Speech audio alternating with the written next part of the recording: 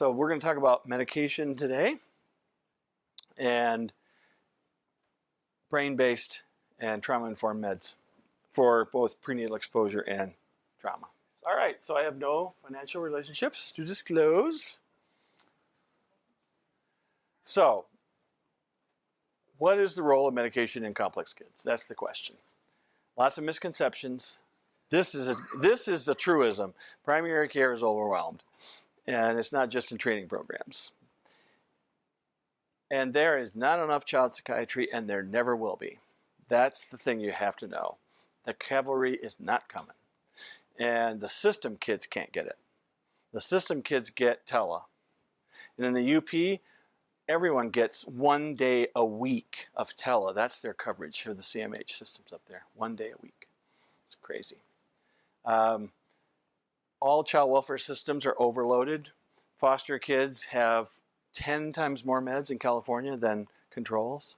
And those are kids that basically are that are not removed, but they're open CPS cases, even compared. Once they get into foster care, it goes crazy. And one size fits none. You can't use the DSM-5 is not a treatment manual, never was supposed to be one. And we almost have no basic science research in the clinics to see about physiologic response to meds, which is what we're trying to do now. Has to be a better way. Okay, so. And I saw this in my clinic. Early treatment often was a lifesaver. It caused parents to stop using. And med impact on regulatory function is amazing. I'll show you what I mean. We talked about those other things already. But regulatory function helps everything go better. So, remember this. This is what we base everything on this model. Remember, this is brain-based, and every paper on brain function has this concept in there. Not necessarily this picture, but it's simple yet complicated. Right? Brakes in the accelerator. And the accelerator is limbic and brainstem. Brakes is prefrontal cortex. The walkaway power. When you're trying to stop, when you're trying to fend off the using partner who keeps bugging you. And this is this is optimized regulation. It's Goldilocks comfort zone. The just right energy level. The OTs, that is their goal. And when kids are there, and I have speech therapists, when you were gone, I talked about speech therapy. Folks, when they realize that meds help them, they can't believe how much more time they can actually spend with the kid. And I remember more than one saying, yeah, if I got 5 minutes before that was great. Now I got 20 straight minutes. You wouldn't believe how much we're getting done. That's so fun. And he actually likes doing it now. Before I mostly chased him around. So, and that also has to be where the adults are. The key is the adults and the kid have to be in Goldilocks. Okay. So, since 2000, before you came, before 2000, all we had was Ritalin and Ritalin. Oh, and Ritalin. And I started using SSRIs in the early 90s because moms were begging me to, and then basically saying to me, I'm not leaving until you do it. These were some people I knew. Sometimes the first one I treated was a nurse at Bronson.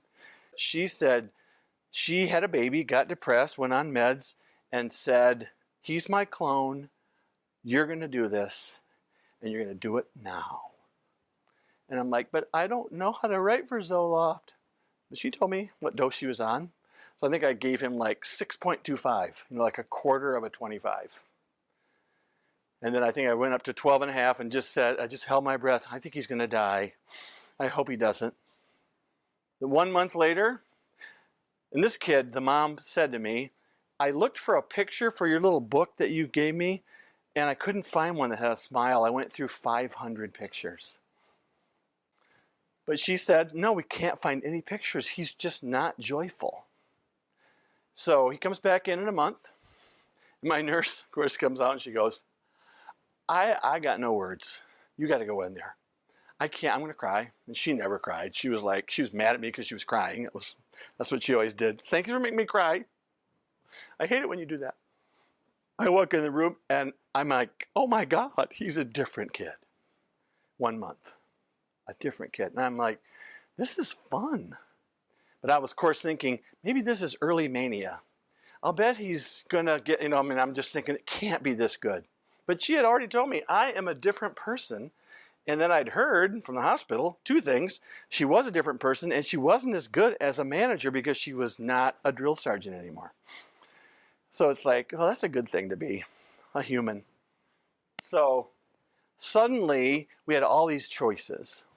And I got involved with drug company consulting because I wanted to hear about the science. And if I said yes to the companies, I got to go to their meetings and meet all these big wheels and have lunch with Graham Emsley, who did the first study on Prozac for adolescent depression. I got to sit with him and hear him say, he's Australian, he looked like a surfer dude, like he just got in off the beach. And he told me they picked Prozac because the half-life was so long, they knew if kids didn't take it, it would still impact. Because the first 3 studies with tricyclics did not separate from placebo. So people thought, oh, kids don't have depression like adults have it. Except the neuroimaging data was already going, yes, they do.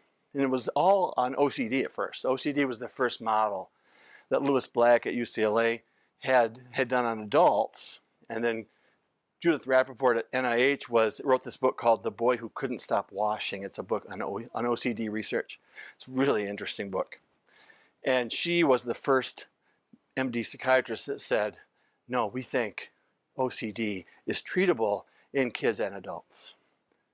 So really, I was there. I was working there. It was like when the guys I used to know that were GPs in the 50s when penicillin came out. But it's really tough to get information on meds now if you're not a physician. And it's not that easy when you are one, because you're not going to find this stuff except for Stephen Stahl. But I love it because now we have 19 stimulant options. There's even one you take at night that doesn't start working until the morning. Jarnay, I think it's called. I'd never heard of it until last week. It's like, what? That's a thing? Man, I've lost my mojo.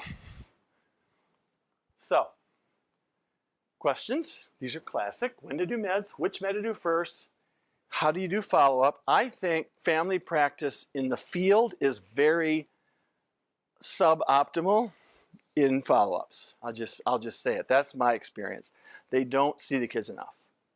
Peds isn't great, but you got to see them a lot the first couple months because you got to care about the doses.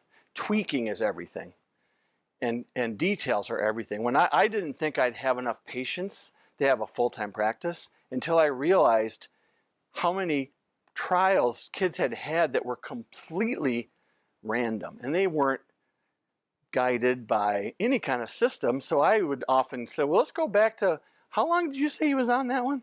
Well, let's try that again because I think that might be his drug. And this is very clear. I was out of my mind trying to connect with people when I was in practice. I got faxed napkins. That was a regular event in my office. I love that. A napkin where a teacher wrote some notes on because she realized she was supposed to give me a call before the kid came in, and she wrote a note and then she faxed it to me the first thing in the morning, and I'd get, hey, we got one of those napkin faxes again. It was like, this is so great. And I would love that because I wanted narrative from the teacher. I didn't want a rating scale for a follow-up visit. I wanted to see what they said because I could tell in a paragraph narrative, I like this kid now. He's a different kid. And the first narrative I got was, I don't like this kid and I feel horrible saying that, but he is not a nice person. And then, even though he has an ACE score of 8, I don't care, he's mean. So,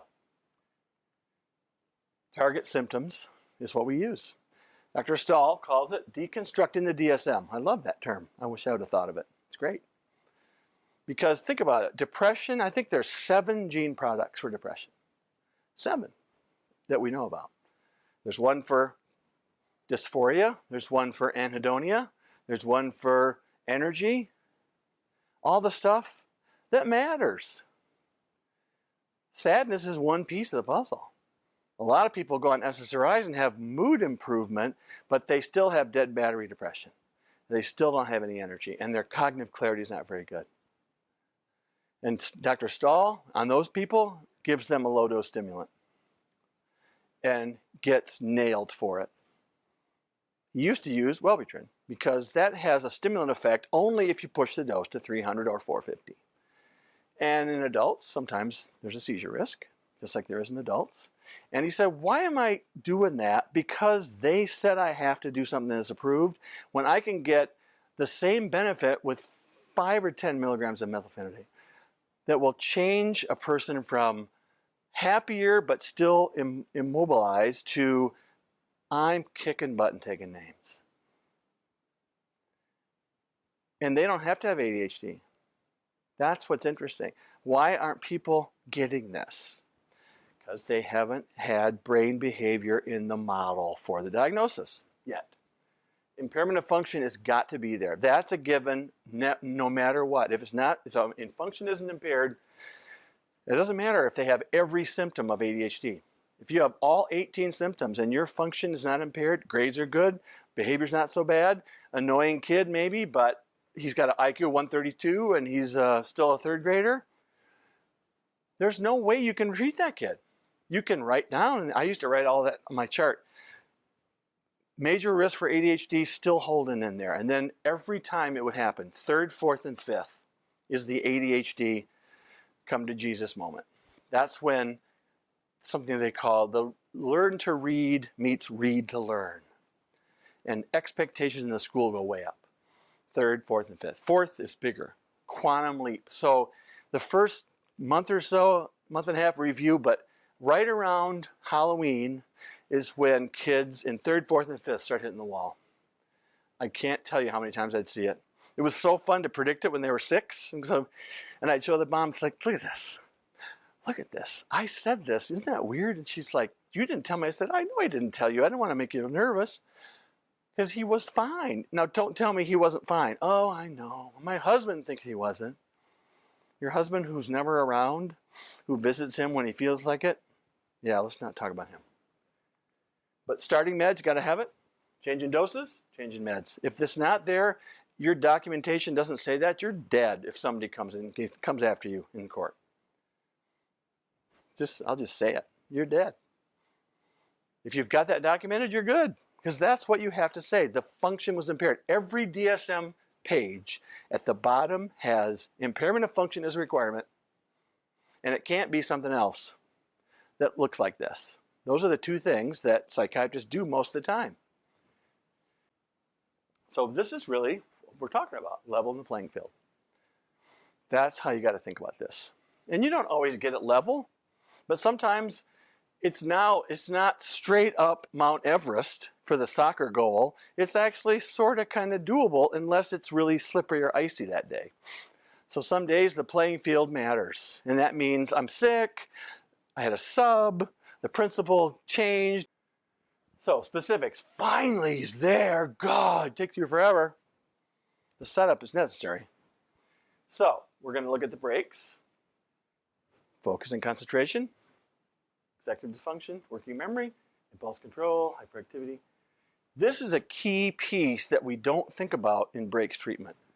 Faster recovery from explosiveness. This is what parents want. They don't want explosive kids, and they want them to calm down faster. And if the breaks are part of that, guess what? It works. It's kind of like brake torque. If you haven't treated the accelerator, you can have an impact on the kid, but pretty soon the brakes are going to wear out again unless you do something about the other side. The other side is sleep and arousal, limbic irritability. Now that is basically can be real bipolar. Reactive anger is most of the time anxiety driven. Most of the time, sometimes depression. I'd say in traumatized kids, it's probably 90% of the time it's anxiety equals anger. And then anxiety, OCD, and panic. The anxiety and worry and GAD and OCD have a different mechanism than fight or flight panic. That's what you have to remember. even though they're kind of sort of lumped together, but they're not the same in the brain and depression. So here's the model, 5 questions or 6 questions. First, I'll just go through and then we'll go into each one. Sleep issues, severe mood issues. That step, I want to make sure that kid is referred if they need to be. And that's pretty popular with primary care. It's like they want that. Now, most of the time in foster care, they've already been discovered. That has already happened when you get them.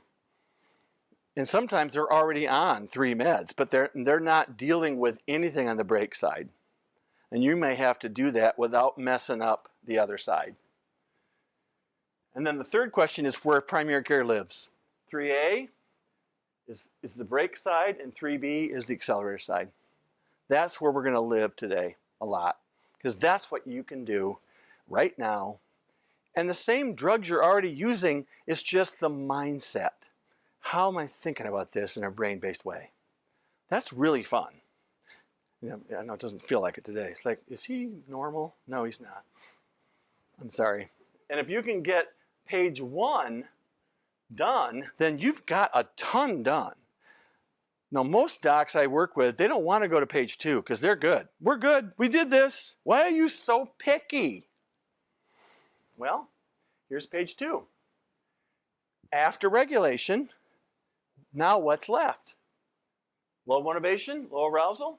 Number 5, focus and attention. Number 6, depression or anxiety. So, wow, that sounds easy, doesn't it? So, let's go through just a couple of ethics questions. Who should treat our kids? I still get this from, and primary care docs, family docs usually do not do this. They're usually game, because they're like, doc, I'm the only specialist here, and we don't have any, I'm the endocrinologist, because we only got 1 doc in the county and 3 PAs. So I'm it. So how do we surround people with support, both in the training programs, and so you can leave knowing wherever you're going, how can I, when the first day I hit the door, how can I get the cavalry to come help us? And you have to, when you're interviewing, you have to start asking that question. So, here's some specifics. So the sleep. We always do sleep first in trauma. Mainly, remember, all kids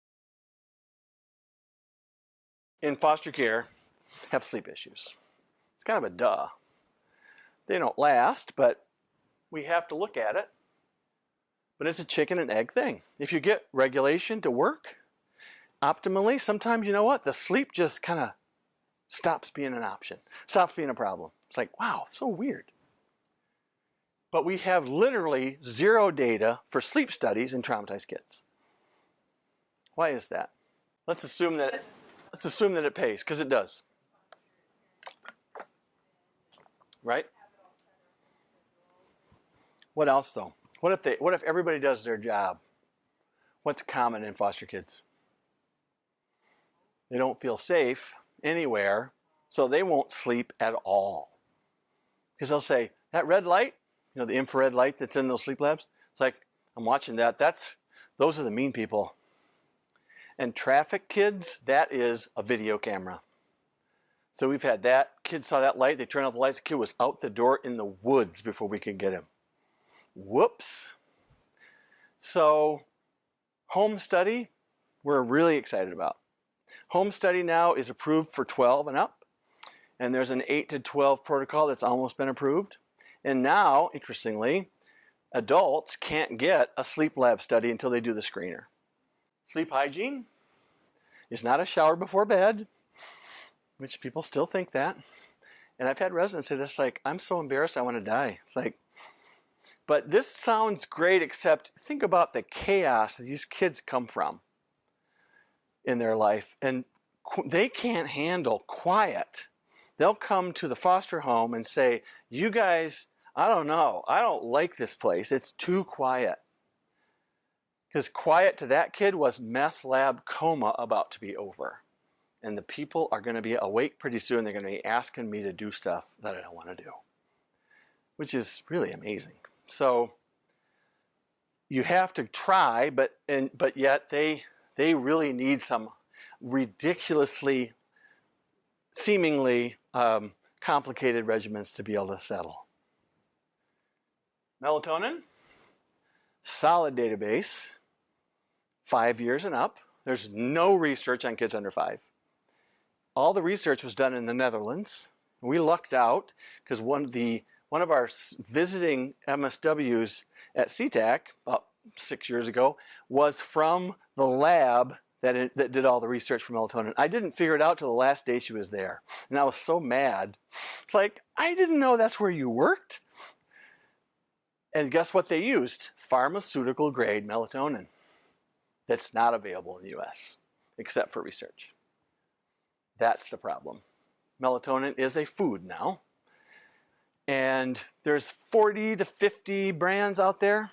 U of M Sleep Lab did a study 20 years ago, but still was, they tested every brand in Southeast Michigan, every pill in every bottle, and they were stunned with some of the quality assurance ranges, 50 to 150 in some cases. So the 3 milligram tablet was 2 or 4 in the same bottle. That's weird. And there's a definite dose response. Most of the time, if it's a biological response to melatonin, the doses are low, like less than 1 milligram. The jet lag research, again, that's pharmaceutical grade, 0.3 milligrams was very effective in reversing jet lag if you had the genetics set up for melatonin. So that's crazy. You can't do labs unless you're planning on putting an indwelling catheter and taking labs every hour, because that's how they do the research. Every hour, look at the curve, and it's light, dark, sensitive, and it's a developmental trajectory on it too. And you also have to give it way sooner than people do. You have to do it like 2 hours before bed. And you have to give it a chance. So you have to give like half a milligram is what I usually tell. Get the 1 milligram tabs, give half for at least 2 weeks. They don't, especially the moms that are desperate. They want it to be a sleeping pill. Well, it is if you give them 10, which is what a lot of people come in on because mom's on 10. It's a soporific effect. It's not a biological effect. And all the bad stuff that's circulating on the internet now about melatonin is all based on high doses. So, but if it works, whoa, baby. Rosarum is a melatonin receptor agonist. Like, that's not the generic. I can't remember what, it's still not a generic. I wish it was. You can't get Rosarum unless you're 16 and over. It doesn't matter. No insurance company will pay for it. Because it's like $12 a pill or some ridiculous thing. When I had samples of that, it was great. Because I gave that to kids that had inconsistent response to melatonin. Because I was almost sure they were probably having different companies. Now, Twin Labs, I like that one. Twin Labs you can order online. And so your moms that are savvy can do that, and you know you're getting the same. Because what Walgreens and Rite Aid, they buy it by the train load, and they're always getting a new deal. And it's not always the same. So, weird but true. And melatonin is the dimmer switch. When it works, it's great. But clonidine is the light switch. And clonidine it works. It works because clonidine is a non-selective alpha-2. And the alpha-2b receptors in the thalamus, where the sleep stuff happens, simplifying it. And wow, it's good. If you give that to a kid, you better be ready for them to fall asleep on the stairs, because they will be asleep, like literally in position to climb the stairs. It's that kind of, it's great for sleep onset. It lasts 3 to 4 hours. And kids have this weird sleep cycle thing, and Dr. Owen's book has all this in there, but kids have a truncated sleep cycle. They don't blend like we do. You know, I just woke up this morning about 3:30 and went, I don't have to get up till 4:45, so yay. I didn't lay awake going, oh my God, such a long drive, the traffic's gonna be bad, I'm never gonna make it. Kids though, when they wake up, it's like, I am so awake. And in foster care, they're awake, it's dark, and they're scared shitless. Or they're, ooh, this is when I got to eat before. So they got stealth, and they're not making a sound. They're cat burglars, and they've burned down the house because they were trying to make popcorn. So, or they're just terrified and squeal until somebody comes, even with a light. So that's really, so sometimes you got to give a second dose of clonidine. There's nothing wrong with that. You can do that. If that really works and you can get 2-3 hour stretches, some of our foster kids are sleeping 30 minutes per 24. And yeah, talk about a placement disruptor. Whoops. 0.05 probably if they're little. If they're under 6, I usually give them 0.05. The fact that Cat-Vay is now a thing has helped because, and 0.4 is, the Cat-Vay max dose. It's not weight related. Now the pharmacy folks that I talk to, because we have some foster care parents that are pharmacists, they say 0.6 is the safety dose limit. So if you stay under 0.6, you're not going to get a call. But you got to be ready to justify it if something happens. But that's only sleep onset. And if that's their issue, some kids, once they're asleep, they're good. Parents think you're God. Wow, it's a miracle. And there's not any hangovers from this. It's great. It's perfect. Trazodone is used a lot. When it came out, I was around. It was like, ooh, it's better than Prozac. Except everyone slept when they took it. And the psychs started using it at night. And then it was like, yeah, it's not helping my depression, but damn, don't take me off it. It's really good for my sleep. Now, trazodone has this little detail of a side effect, prolonged erection requiring surgical intervention. How about that one? Try telling that to the parent. Now, it's never happened to kids. I'm always sure it'll be me. So I never write for it for boys. There's better things, but a lot of my teenage boys used to say, well, I kind of feel hungover on it anyway. And I know what that is, Doc. It's like, I know you do. Thank you for sharing. So Seroquel, timepine, is, for a while, it was the hot drug for vets because it was a nightmare stopper. Unfortunately, got a bad name because these guys would not talk to their doctor. They'd talk to a buddy who was I'm taking 3 of those suckers. He didn't know this guy was on 800 milligrams. So he got 2,400 and his heart stopped during the night. So there's been at least 50 Seroquel related deaths in the service. So guess what? People are nervous about it. Low dose, if you push the dose in kids, it gets less effective. It's one of those saturation phenomenon. So 12.5, 25, it can really be effective. The problem is the weight gain risk doesn't change that much. It's still there. So I'm always nervous with teenage girls. That's the last thing you want is to, yeah, thanks, you made me fat. Nightmares are gone. It's like, okay. Prazosin is the new, vets love it. And it works, and I'm seeing kids getting prescribed it in residential, and it's been a game changer. It's an alpha-1 agonist, And my dad was on it for a while. He fell every time he got up to go to the bathroom, that the orthostatic stuff is. But kids don't have that as much. But man, the kids think you're God if you can because they're like, a nightmare pill, I need a nightmare pill. So, and it seems to really, really help sleep quality in some kids. Again, we don't have research. We're never going to have any. But there's a new one it's like, I always want to call it anti-provigil. It's the hyporexin system, but it's a hyporexin antagonist. Ceravant, I think it's called, or it's not very available because, you got to use 90 other things first. But it's intriguing because it has that mechanism that, it promotes arousal. Promotes hypoarousal. And it's not addicting, but you just can't get it. But it's really intriguing. I know a lot of the sleep labs are using it now. And then there's another drug the date rape drug that only sleep docs can write. That's Xyrem. And yeah, don't try because you can't. But there are some of your adult patients, that's the only thing that works. And it's like, it's tiny doses compared to the date rape doses, but yeah, it can really be the only thing that's ever helped them sleep. And some people with really bad PTSD will sometimes say, my God, that's a miracle drug, but I have to go to this doctor to get it. Like, and that's not going to change. Number 2, the kids with real mental illness, who's going to treat them? Now, this is something you really shouldn't do this. If you do, you got to be careful, because as soon as you start doing this, you are a psychiatrist in the judge's eyes.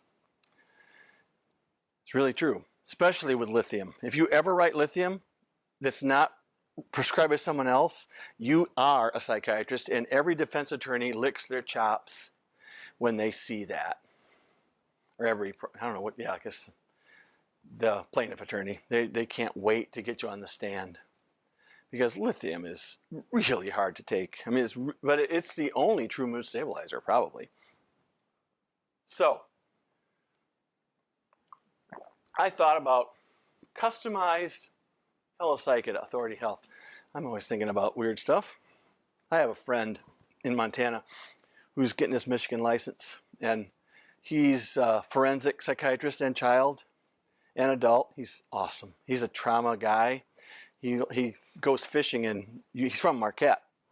So he goes fishing in Michigan a couple times a year. So he's been trying to he's having trouble like getting contracts with the CMHs because they just don't want to pay him enough. But he would be such a great find for both programs. He is such a good guy. He's only like 37. He mostly sees his forensic stuff, he sees doctors that lose their licenses. That's what he does. That's his specialty. And he's got Wyoming, North Dakota, and Montana license, but he's been waiting. Michigan takes freaking forever to get it. But I just was thinking, God, what if we had a customized person that knew what we were talking about? Because he was the first psychiatrist that came to CTAC, came there, and was just like, I'm like, what's the catch? Are you going to turn me into the state? And he was nothing but really positive, and I love him. So how do we strengthen connections? Again, you guys, your issue is insurance, and you're not going to be able to get into the Beverly Hills, upper echelon psychs that don't take Medicaid. Some of them don't take anything, cash only. I did cash only for 13 years. I didn't think anybody would do it. I gave them a receipt so they got something back, but I had a 3-month waiting list in about a month because people weren't getting the service. Again, we talked about MCC3 already. Up in the UP and northern Michigan, we're starting to see that the CMH nurse liaison model is really helping. And that's been a really nice model. And they're going to the offices, and they're helping with transitions both ways, and they're also the liaison for questions that the docs have about a person that they're seeing now, but they're kind of afraid to mess with the med doses. They're not sure how high they can go. And in the old days, they said, sorry, no takebacks, hot potato handoff. Sucks to be you, dude. Start them over, go back to intake. And this way, the nurse is the messenger. And it's a really cool program. In Gibbet County, it's a local gal that's from there, and she's just delightful. She's 30. She's really nice. And their telepsych also is from the area, so she comes up every quarter for a week, and sees people in person. But they have really a nice model there, but just no resources. All right. So remember, intense and drastic behaviors do not automatically mean serious mental illness. It might. That's the hard part. It doesn't have to. So that's where you need help determining that. But disruptive placements get everyone's attention, always. Now, bipolar diagnosis is a real tough thing, especially in younger kids. Kiki Chang is a preschool bipolar specialist at Stanford. And he says, when I say that to people, they move to another seat because they think I'm an evil person for doing that. How dare you treat 4-year-olds with bipolar? He's a geneticist and a psychiatrist. And his clinic opened in 1947 with with Stanford professors. He wasn't there then, he's only 30 or 39. But Stanford professors were the first patients. And everybody that's ever been seen there has a DNA sample in the freezer. So they keep doing new genetics analysis on the lineage. And they've got, he said, most of my parents meet in my waiting room, which I think is hilarious. It's like, Mom, I met Mr. Wright. He's on lithium and Lamictal, just like me. It's a perfect match. Match.com/bipolar, you know. But yet, he said, that's the reality. And so, and he's been great. So he has a 20-year NIH grant, which nobody gets anymore. I think there's 4 a year. It's called the Director's Award. Nobody gets it, but he has a 20-year grant. So his model is 3-pronged. He has a webcam at the house to measure the meltdowns. He has undergrad psych students code them, of course. That's their sentence to that.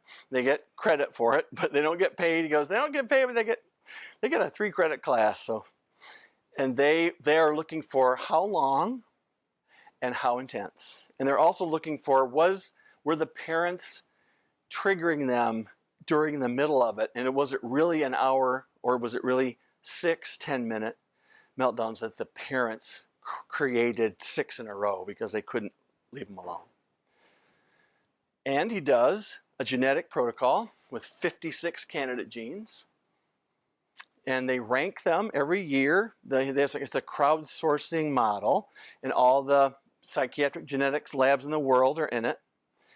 I don't know, there's like 20, I think, and so it's a USA Today football poll, kind of like, okay, who's number 1? ERK is still number 1, ERK gene. You can buy that now online, the ERK gene. And it's like, I'm still bipolar, I have the ERK gene. It's like 23andMe, and only special people can do it. I wish I was kidding. That's what's happening. But it's one of 56. But he has a computer program that analyzes the data, and they get a 20, 40, 60, 80% bipolar printout. I want that. You want that, right? Wouldn't that be great? Just that alone. I want that. Because if they were the 20%, then stop thinking about bipolar as your first thing. I don't care what Mom said. And that's our issue. Mom says to the psych, you know, Doc, he's just like me. I hope you can get his meds right because, you know, they my meds forever. And we'd hear that from drug court moms. And they'd say, I've been on everything. They'd name 15 bipolar meds that they were on and not on, and now they're on Zoloft. And I know they're not bipolar because they're just on Zoloft. They are PTSD and sex abuse as kids. All of the moms in our drug court work had that. But so he does that, and then 25% of the kids get neuroimaging. So that's his model. And he said, you know what? You can't use standard diagnostic protocols for 4-year-olds.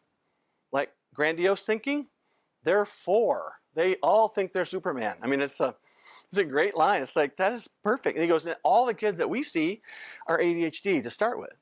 So they're extremely hyperactive. And it doesn't mean they don't have ADHD. People forget, I'm not talking about bipolar masquerading as ADHD. I'm talking about both.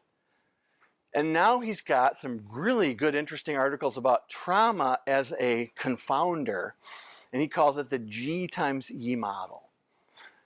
Genetics times environment. So he's seeing kids in their clinic that are 1, and they're having the same kind of symptoms as his 4-year-olds. And he doesn't see foster kids because he always says, keep walking down the hall. I don't do that because they mess up my data. But sometimes he sees parents of his that ended up with a traumatizing situation.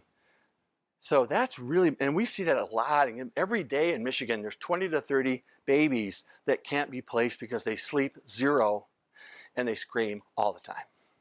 And they're adorable until people meet them. And we see them and I can barely get their physical done because they're screaming and it's going right through me and I want to die. And yet, when we know some of those kids, if they got a trileptal trial, I've seen it before, they're normal in a month. It's crazy. And you can do trileptal all the way down to 2 months. But they have to do a 3-day helmet EEG, and then you may not see anything. So we're really working with the state trying to figure out what we can do, some sort of center that would specialize in that, because it's just criminal. Those kids they end up in residential, and they have disorganized attachment, and they often come from parents who are the same way. So the length of the meltdown is critical. Thunderstorm anger is the most common, and dads will often tell me, I make them time. You got the phone, time the meltdown, and they'll be sure it's an hour, and they come back and go, dang, 11 minutes. Wow. Felt like an hour, but it's nice because you got that documented. Thunderstorm anger, check. The gray area starts to bug me at 30. I'm a wuss now. I don't make them wait till 45. 45 and up is his model. Those kids have bipolar till proven otherwise. And that's a full fight or flight that never stops. It's just crazy. I had one in my office, 54 minutes. I'll never forget that day. And that mom was so great. And I've been talking to Paresh Patel about that kid, and I said, I think it's time for Trileptal. He goes, you think? And the mom was addicted, and she was so great that day. And I don't know how he didn't break everything in my office. But it was so intense. It just looked, I'll never forget it. His face is still embedded in my brain. So, here's the kicker. We're not convinced at all that atypicals are really mood stabilizers. They work for schizophrenia, and every study that was done originally on everything was schizophrenia. Risperdal was schizophrenia. Abilify, schizophrenia. Schizophrenia is not bipolar. So this is tricky. And very few atypicals are without weight gain risk. There's 2 that aren't. You know which 2? One's made in Kalamazoo by Pfizer. Starts with a G. Geodon. And the better one starts with an L. Latuda. I don't know. Yeah, I don't know. Maybe that's it. Yeah. Yep. So Latuda actually is effective. Geodon, the docs that I know that used it said it doesn't cause weight gain because it doesn't do anything. They used to laugh because it would mostly just made kids sleep. But it comes up on the gene sites testing all the time. When people use gene sites, and by the way, Ann Arbor doesn't use that yet. CMH does. They've completely bought in. They are not ready for prime time. They already pulled their ADHD protocols now, so you don't have those anymore because they were very bad. But Geodon keeps showing up on the testing, so we keep seeing kids put on it. But most of the brain scientists say they're not mood stabilizers. They just aren't. And don't assume bipolar in parents. The thing you have to ask them is, and you can because you're their patient, you're their doctor, can I have your med list? What pharmacy can I see? Because that would really help me. And if they say, oh, don't bother, I'm not in anything because nothing ever worked. That is absolutely your first thought. It's like, and you can't say, nah, you're not bipolar. But wow, that is number 1 of why kids are overtreated. Number 1. Side effects, Risperdal. Yeah, they love that. That's what kids say when they take it. It's got more cognitive effects than anything. Our neuropsychs will all say, you didn't know about Risperdal? It sucks. Anticonvulsants do have some effect across the corpus callosum. Martin Teicher showed this in Boston back in the 80s when they had quantitative EEG. And he was able to do quantitative EEG and find like temporal spikes in rage patients that had borderline personality disorder, which we know now is trauma. Depakote sucks. I don't use it ever, except seizures when there's nothing else, which is almost never happens. Sometimes with some bipolar kids, it's the only thing that works, but a new study that Cincinnati did basically showed that it really wasn't separated from placebo. And the only thing that did for them was lithium. But Trileptal is what Dr. Chang uses. I like it, user-friendly. No labs necessary for kids. And the low doses have no cognitive dulling. And when it works, it's great. Lithium, don't prescribe it. You can co-manage it, but if you prescribe it, brace yourself. Not trying to scare you, except I am. So I don't want you to get in the middle of something like that. So, doctor, so it says here that family doctors aren't supposed to use this by themselves. So, this is the most crucial step for primary care. Every kid deserves this. You have to look at both these pedals. And this is where you can really do some damage and really do some good. Damage in a good way. So remember, ADHD plus anxiety is this kind of aggression only happens when your brakes fail. Remember that. Venting, I mean, you guys vent, right? Vent to your sibling, vent to your buddy, you know, about how worthless this lecture was. Whoever, you know, you vent and you're mad and you're not going to punch a cop, I hope. If they stop you because you were going a little too fast. So anger by itself is different than anger and aggression. And aggression can happen without anger, right? Tigger aggression, think about that. ADHD kids that are untreated, they're running people over. They're not doing it because they like it.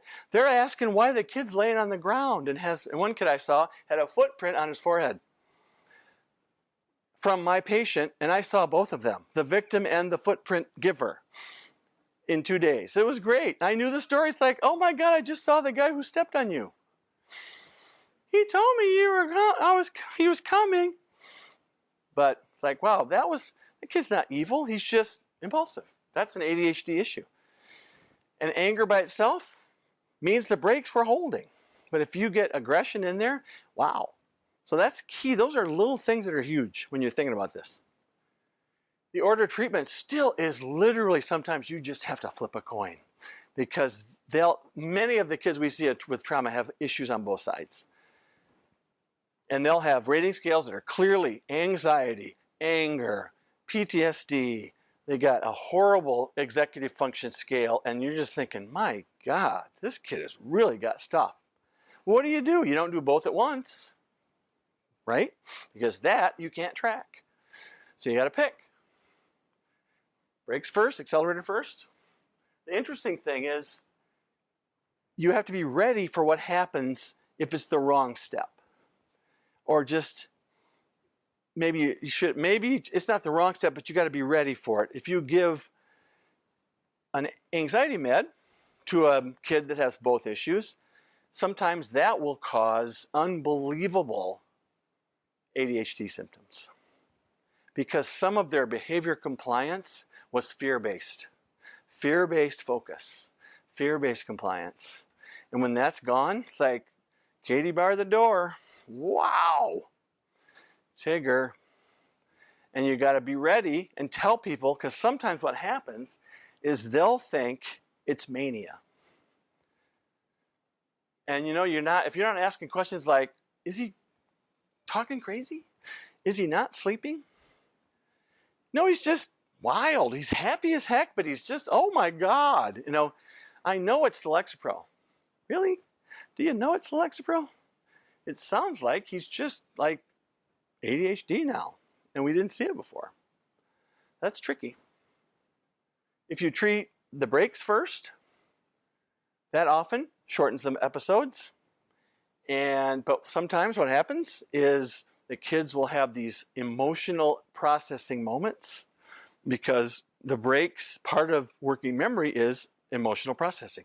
So as one kid said to me and the therapist, that intuitive stuff gave me Velcro memories for all the bad stuff. That was his comment. And I'm like, yeah, I got nothing. But then he goes, is that why I'm seeing the shrink? Because, you know, now I see why I'm there. And I've got her talked into seeing me last so I can stay longer. What 12-year-old boy wants more therapy? Not many. It was great. And she was leaving a message on my phone at the same time. What is that stuff? What's intuitive? My God. That kid wants to stay longer. I'm not sure I like that. She was a veteran therapist. Let's not say she was a great therapist, but. So let's, for 10, we're going to start with the brakes. Think brakes, not ADHD. ADHD construct is not brain-based. I hate it with a fiery passion. Although we're stuck with it because it's what people do. But it does not tell you what to use. So you sometimes have to do it just because. And the Vanderbilt scales are not a bad way to go if you want to do it, because they're cheap and they're free. But remember, it's not brain-based. Whereas executive function doesn't care. The brief we use, and we're training these guys how to use this, behavior rating inventory for executive function, that one doesn't care about the etiology. It gives you the composite impact from all the stuff we've been talking about, which is great. You see it. Wow. We have had a lot of issues treating these kind of kids with stimulant first. And we did a chart review. It wasn't published. I did a talk from it. 150 kids, I think, in 2004. And we looked at PTSD and ADHD, if they were both diagnosed, what happened when they got their meds. And if they got stimulants first, 80% of the time they did worse. And 30% of that time they had psychotic symptoms in the second day, because they were already right by Tigger on crack.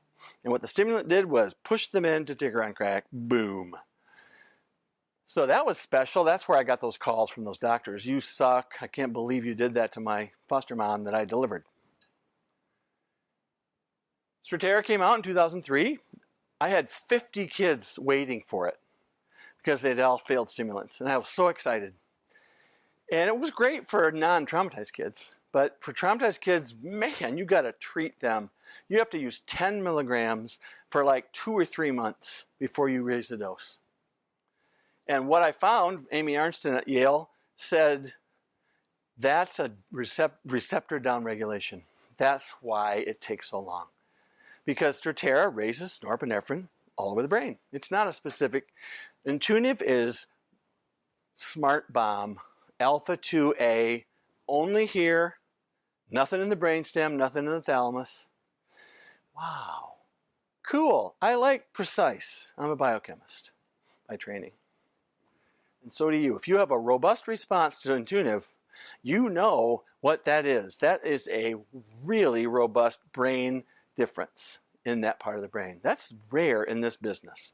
I love that, right? So that came out in 2007, I think, 2008. Clonidine came out 2 years later in 2009. Clonidine-Extended Release was invented in somebody's basement. I swear to God. It was a neurologist and his buddy, next door neighbor, PhD scientist, and they had a lab, and they sold it to a Japanese company for $26 million. Not a bad day in the basement. I saw it online like 2 years before it came out thinking, I want that so bad. Because clonidine is very sedating, but Cat-Bay is very less sedating. But the thing about Cat-Bay is it's the only drug we know that treats both pedals. I'll get to that in a second. So this is the cool part. If you fail the alpha-2s on this step, and I mean like, not that they don't work, but parents go, why would you give that to somebody? Then it's like, oh, that kid's got norepinephrine. No, it got no norepinephrine issues.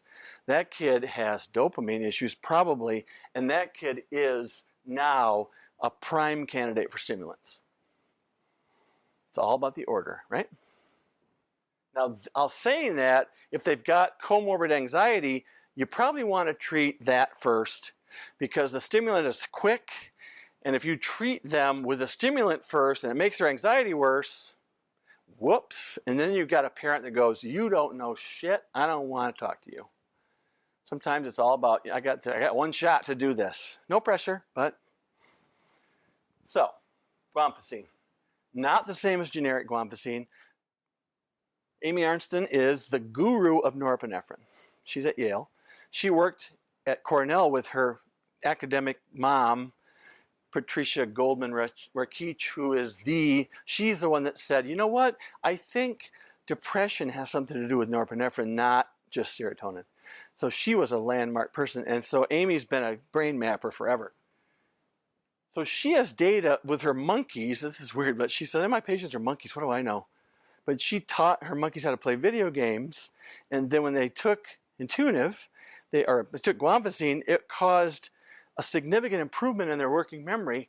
And if they were stressed out prenatal stress monkeys, it worked even better. So her article, the third time I read it, I caught that in the middle. It's like, whoa, Intunive's like a drug for stress / ADHD. Animal model, but hey. 1 to 4. Now this is the kicker. Lots of young kids need it twice a day. And I have no idea what the cutoff is.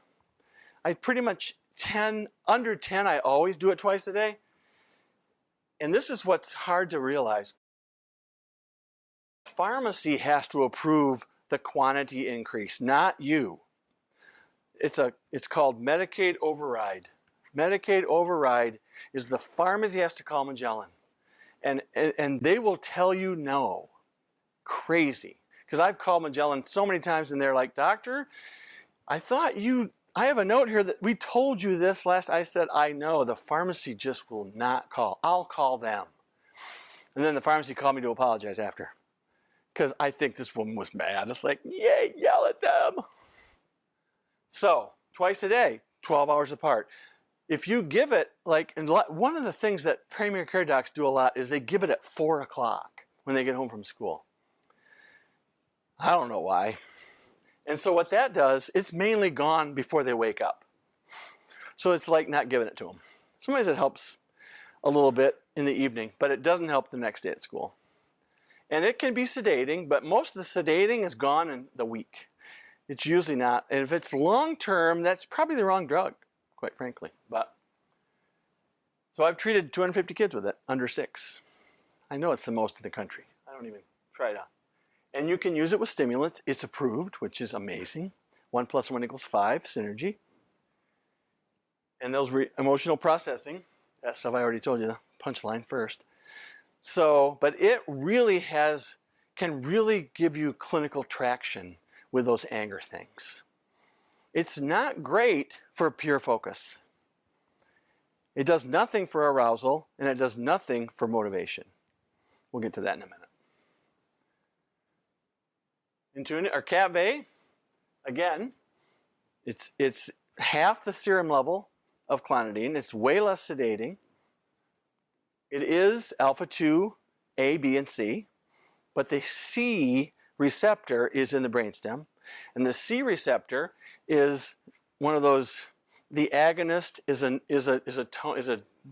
a reverse inhibition. It's, agonism causes decreased adrenergic tone in the brainstem. It literally treats traumatic triggers. It's traumatic hyperarousal. Nothing else does this. The reason adults like it in detox is because it decreases their panic symptoms when opiates are gone. And they'll say, yeah, the only drug that worked for me was that clonidine stuff, but I hated being tired, but man, that worked. And CAPV, not approved for adults. Why would it be? So you can't get it for adults. I mean, you can write it, but sometimes you get grief. It's a little better since the generic came out. But wow, it's unique. Sometimes Intunive is kind of sort of effective, and CAPV often is another level. It's changing the culture in residential. There's no question about it. You just can't believe the difference. If you get kids on that, you can get them off sometimes 2 or 3 psychotropics. CAPV is the old generic, the old brand name, and KAPVAY. But Clonidine ER is what, and the generic is, for a while the generic was not as good as the brand name because Puerto Rico had a factory that got nailed in the hurricane and they couldn't make enough, and the generic companies that came out first were kind of throwing it together and it wasn't as good. Now it's kind of back to, they're pretty much equivalent. And you can do, and the thing about the 1 + 1 = 5 is the side effects can be improved with both. It's crazy. But CAPV, that the tiredness sometimes, especially when it's arousal based and not a side effect of the med, it can literally help each thing, both in the good and the negative. So it's kind of a cool double positive. And it's 1/10 of the dose of Intunive, 0.1 to 0.4. Now, sometimes you need 3 times a day. And that happens when you give it, it's supposed to be Q12, usually 8 and 8, 7 and 7. But when the school's saying, my gosh, at 1 o'clock, he falls apart every day. It's like, oh, Let's give a dose at 1, 7, 1, and 7. And that, you have to get permission. The pharmacy has to call to get 90 pills. I mean, to get 180, because it only comes as 0.1. Thank God, because that would have been really confusing if there were 4 different doses. Because you can't break them. You can't break intuitive, and you can't break this, because it turns it into generic. So that's big. All right. So now we're at the accelerator side, and the anxiety side. Now remember, this is again combination effects. Serotonin, genetic risk. And I said this morning. You guys weren't here, but I think I said it once before. In Vietnam, vets, they found out that if you had the short allele of the serotonin transporter from both parents, and you had a 10-fold risk of PTSD with the same trauma as somebody that was in your unit with the same hideous trauma with dead babies that were burned by Viet Cong. That was crazy. That was found out in the mid-'80s. And we still see it. And addiction, 2 things. Opiate addiction, we find, has an inordinate lean towards serotonin genetic issues. And sometimes they have both, serotonin plus. Because remember, ADHD, half of ADHD kids have diagnosable anxiety. And same with the parents. So if they have that double whammy, you can't treat them without doing this. And then I very much avoid the antipsychotics for this because none of them are worth a damn for anxiety. Risperdal is ridiculously bad. There's almost no serotonin. Almost none. And SSRIs are not all equal. I like Lexapro because it is literally only serotonin reuptake inhibition. That's it. Celexa has 20% it's an antihistamine effect that we don't see with Lexapro. Zoloft has a stimulant effect. It is great for a lot of stuff, but if you give them any kind of a dose, you'll have a heart rate of 180 at night and the second day. So I used to give my panic disorder girls like 6.25 and go up like every 3 days to 25 over like 2 weeks. Murphy's Law. Buspirone, making a comeback. It is the brain scientist's favorite drug. It is 5-HT1C agonist. That's it. All the SSRIs go through that receptor site, but Buspar, right there. Now the problem is, if you've got double whammy serotonin genetic issues and you don't have bipolar, Buspar is not going to be enough. But it's something, and it's because it's not very strong. I kind of like it for kids. Side effect profile is pretty, and almost never causes manic switching. That's the fun part of it. I now have basically switched to hydroxyzine for my PRN. I just hate using Zyprexa. I hate it. It's a sledgehammer. The kids hate it in residential. They say, especially the shots, it's like, that feels like somebody killed me. I wasn't sure I was going to wake up.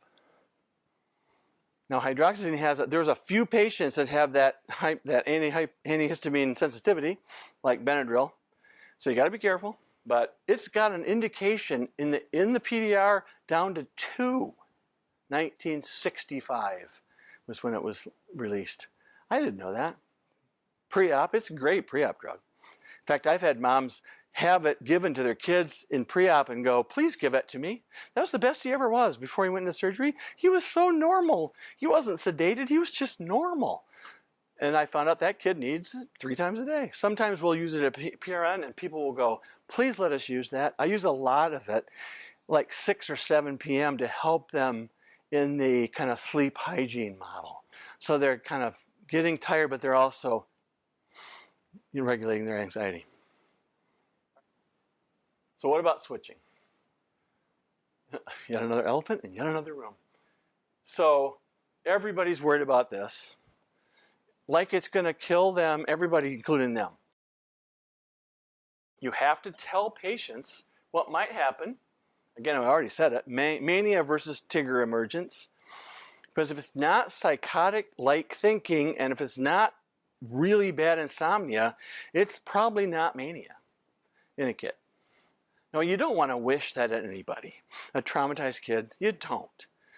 I had a kid, 1 dose of Lexapro, and they didn't sleep for 3 days. I thought that, and then the home person that I was, she wouldn't go out there the 3rd day. She goes, I'm not going back out there. They're going to hurt me. I'll call them, but I can't go back out there. And I was like, I am a bad person. I've seen it. You know, it's 5%, 5 to 10%. But Boost Bar is 0%. So there's no risk doing that. So sometimes you can do that, and then you can kind of add a little bit of Lexapro to see how they do, and then usually you can get rid of the Boost Bar if they need Lexapro. So yeah, this is like a DSM diagnosis, managed sleep. It really is. And all you have to have is, you have to go through it once as a resident, and you never want to write for any script ever for anybody, because it's scary. But again, be skeptical about the diagnosis with parents. Okay, home stretch. So after step 3, you should be in that Goldilocks zone. That's the whole point. Tweak until you're there. Doesn't have to be perfect. And your confidence is everything. Because if you go into the room and you look like you don't know what you're talking about, guess what? They know, right? First years know. 3rd years are better at that, right? Fake it till you make it. I know the drill. I did it. I did it forever. And you also sometimes have to say, you know what, we're done. This is good enough. I know you don't think so, but meds aren't everything, but I think we're good. Let's just, and you got to say it, and they'll go, okay, the doctor said we're done for now. Wow, I didn't know that was so powerful. I'm afraid. I was like, don't hate me. I don't know. I don't have nothing else to give you, but I'll keep trying because you're mean. It's not a reason to do it, but I understand. Clinical traction is a great word. You get that, you got something you can grab onto and say, see, we're going to do this. This is doable. And we see this in multiple settings. You want to get reports. If they're in daycare, get your nurse to call the daycare and just get a 10-second call. They'll say, oh, he's a different kid. We love him now. Thank you, doctor. Oh, you're not the doctor? Tell the doctor thank you. It's like, wow, it's amazing when you do that. So now, 4 to 6. This is when people go, why are you making me do this last page? I don't want to. You can't make me. But to do this, you really have to have input from everybody. Especially if you have traumatized parents who are just kind of ready to smack you. But here's this. And we're using this 4-way video conference model now to make it easy to get everybody in the loop. We've been doing it in a Gaylord this year. It's been amazing. And, having the doc on the call, the schools just love it. They're like, that was so cool. That was actually the nurse practitioner, wasn't it? That was awesome. She's going to see him today and make those changes. Awesome. They were so jazzed.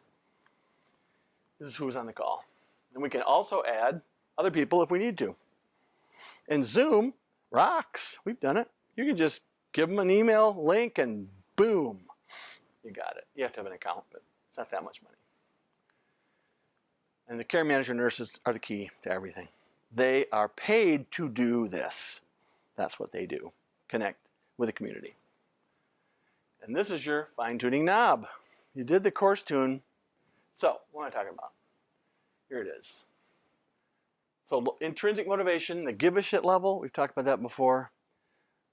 Drive, dopamine is the basis of that. The drive. The give a shit level for school or anything that's boring.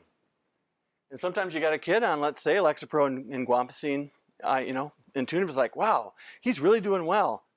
Except he's kind of tired, and I think it might be one of the meds that's making him tired. That's what you'll hear. So I stopped everything because it really wasn't that good. Except now it's terrible. And it's because you gave him those. It's not because I stopped him abruptly. I wish I was kidding. This is very common. So you got to be careful when they have low arousal, meaning tired, because a side effect of the med doesn't cause episodic tiredness. It causes tiredness in gym class. It causes tiredness in music. It causes tiredness in things they like. That's the difference maker. If they're just tired when they're bored, Be careful calling that a side effect, because it probably isn't. It's probably now you're aware of it because now the thunderstorm is past, right? And everybody has an arousal fingerprint. Some of us are Eeyore, kind of Logie. Some of us are Goldilocks, and some of us are Tigger. I'm doing a million things. I'm going to do a master's while I do my residency. I thought I could handle that. I'm also a church deacon, and I took a foreign exchange student, and I'm thinking about a foster care kid in the summer. What is wrong with you? Know that maybe you're manic. Know that some people just have that drive. And bad wiring can get in the way of this, because this kid could have genetic whatever, but how do you know? Because all you've been seeing is this kid throwing fits and throwing stuff. So, and then the give a shit level is part of that, and they're not equivalent necessarily. Some kids have only arousal and not motivation, and some kids have both, and some kids just have motivation and not arousal. That sucks, but no, it's cool. If we could use Provigil in kids, we can't until 16 again is the insurance cutoff, even though it's a generic. It almost was an ADHD med in 2006. It came really close because it works in the hypocretin orexin system, and you know what? It is the arousal queen of drugs.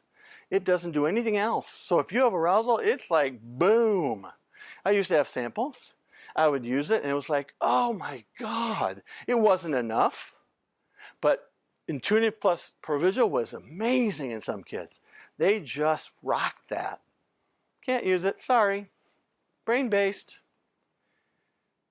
And now there's Nuvigil, which is the single isomer of Provigil, even more expensive. So wow, that's weird. So what do you do with it? A low-dose stimulant, oftentimes. And the cool part is low-dose stimulant is often very effective for both of these steps. You don't need very much. So you can come back with 10 of Vyvanse, and now you're on 3 drugs. Oh my God, Dr. Sloane wants him on 1 million drugs. But you're on 3 drugs that are covering all 3 transmitters that are at play. And the 3 of them together, 1 + 1 + 1 equals 30. And they're on low doses of everything. And that kid has got a customized profile that he's never had before, and everyone goes, wow, I can't even tell he's on anything. That's the point. We want that personality preserved. How do we get this? So, attention.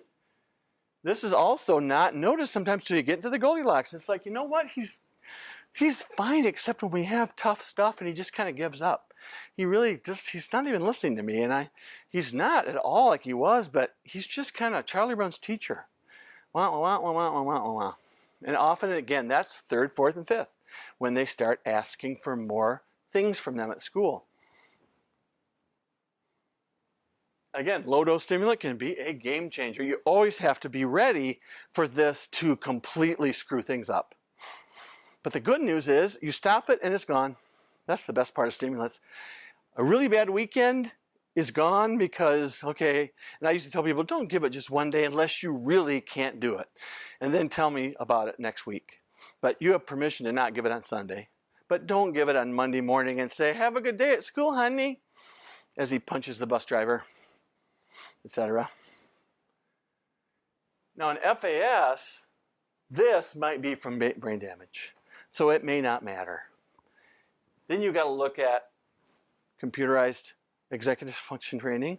This is a great model, except it's $1,500 and nobody in your clinic is going to be able to pay for it. We want to get a protocol going here and get a disc to play with, because I'd love to be able to do that.